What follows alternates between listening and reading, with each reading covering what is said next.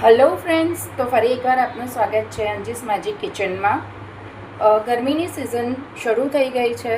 આપણે ગરમીમાંથી આવતા હોઈએ તો આપણને એમ થાય કે ચલો કંઈ ઠંડુ પાણી પીએ અથવા તો ઠંડુ કંઈ શરબત પીએ કે કંઈ પણ આપણને ઠંડુ પીવાની ઈચ્છા થાય છે।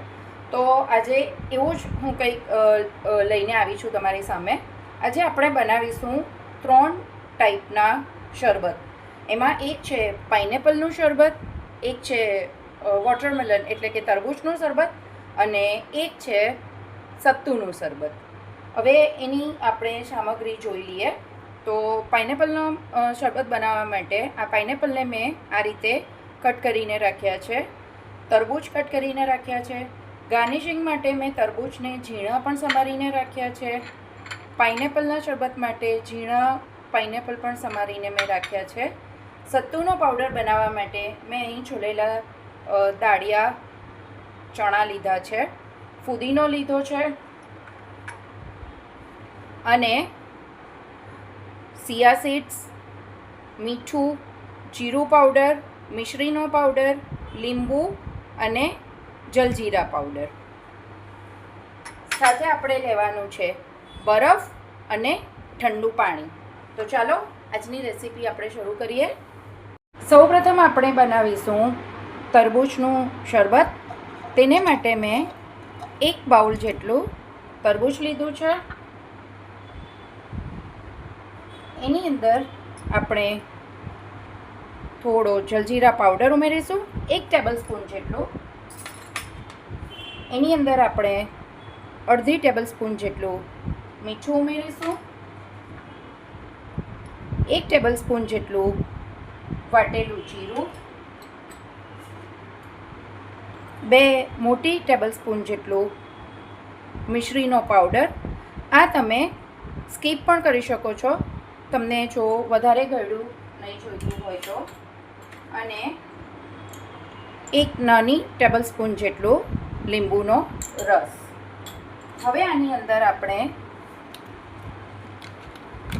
બરફ એડ કરીશું, અડધો ગ્લાસ જેટલું ઠંડુ પાણી ઉમેરીશું અને એની અંદર આપણે થોડો ફુદીનો એડ કરીશું। હવે આપણે આને ગ્રાઇન્ડ કરી લેશું। હવે તમે જોઈ શકો છો કે આપણું તરબૂચનું શરબત રેડી થઈ ગયું છે। એને આપણે એક બાઉલમાં ગાળી લેશું। હવે જે આપણે આ તરબૂચનું શરબત આપણું રેડી થઈ ગયું છે એને આપણે એક ગ્લાસમાં આ રીતે કાઢી લેશું। એને માટે સૌપ્રથમ ગ્લાસમાં આપણે થોડા બરફના ટુકડા નાખીશું, થોડા સિયા સીડ્સ નાખીશું અને ત્યાર પછી જે આપણે આ શરબત બનાવ્યું હતું એને આપણે આ રીતે ગ્લાસમાં કાઢી લઈશું અને એની અંદર આપણે જે આ તરબૂચના નાના પીસીસ કર્યા હતા એ આ રીતે ગાર્નિશિંગ માટે આપણે એડ કરીશું અને ફુદીનાના પાન। તો આપણું આ ફર્સ્ટ શરબત તરબૂચનું રેડી થઈ ગયું છે। હવે આપણું બીજું શરબત પાઇનેપલનું રેડી કરીશું। એને માટે આપણે જે પાઇનેપલ કાપ્યા હતા એ એડ કરીશું,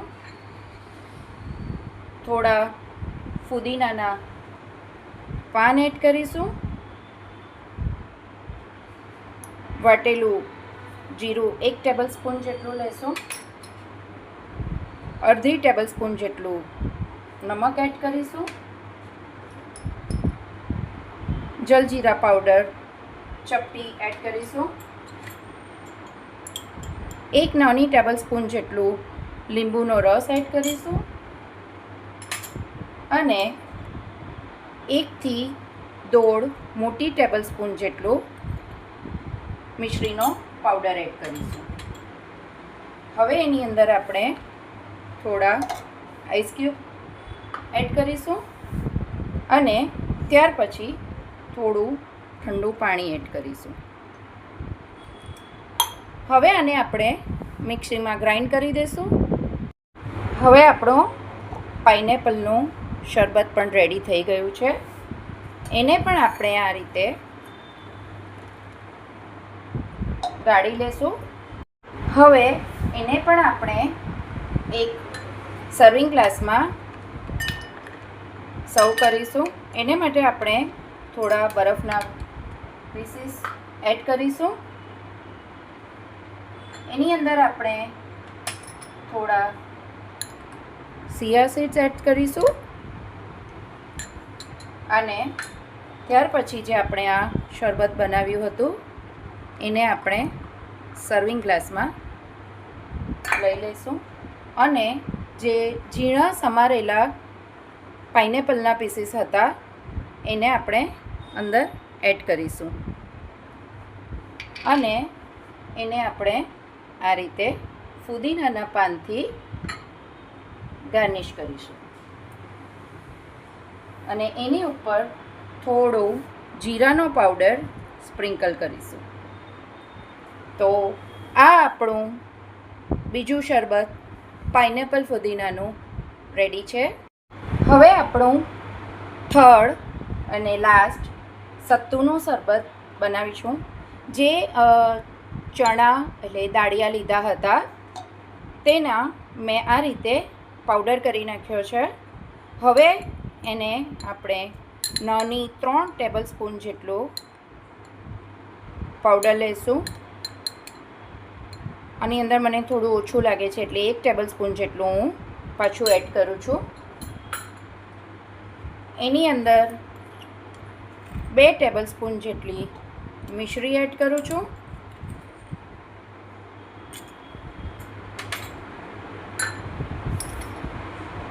એક ટેબલ સ્પૂન જેટલું જીરું, અડધી ટેબલ સ્પૂન જેટલું મીઠું અને જલજીરાનો પાવડર થોડો એડ કરું છું. સાથે 1 ટેબલ સ્પૂન જેટલો લીંબુનો રસ એડ કરું છું અને થોડા ફુદીનાના પાન. સાથે સાથે આપણે બરફ એડ કરીશું અને અડધો ગ્લાસ જેટલું પાણી એડ કરીશું. હવે આપણે આને મિક્સીમાં ગ્રાઇન્ડ કરી લઈશું. હવે તમે જોઈ શકો છો કે આપણું સત્તુનું શરબત પણ રેડી થઈ ગયું છે. એને પણ આપણે આ રીતે ગાળી લઈશું જેથી એની અંદર લમ્પ્સ નહીં આવે. હવે એને પણ આપણે એક ગ્લાસમાં સર્વ કરીશું. તેને માટે આપણે બરફ એડ કરીશું, થોડા સિયા સીડ્સ એડ કરીશું અને જે આપણે આ શરબત બનાવ્યું હતું એને આપણે આ રીતે સર્વ કરીશું અને એને પણ આપણે ફુદીનાના પાનથી ગાર્નિશ કરીશું. તો આ આપણું થર્ડ અને લાસ્ટ સત્તુનું શરબત રેડી છે. તો આ આપણું આજની રેસીપી રેડી છે. વોટરમેલન અને ફુદીનાનું શરબત, સત્તુ અને ફુદીનાનું શરબત અને પાઇનેપલ ફુદીનાનું શરબત, જે ગરમીમાં ખૂબ જ ઠંડક આપે છે અને ટેસ્ટમાં ખૂબ જ હેલ્ધી અને ટેસ્ટી છે. Thank you.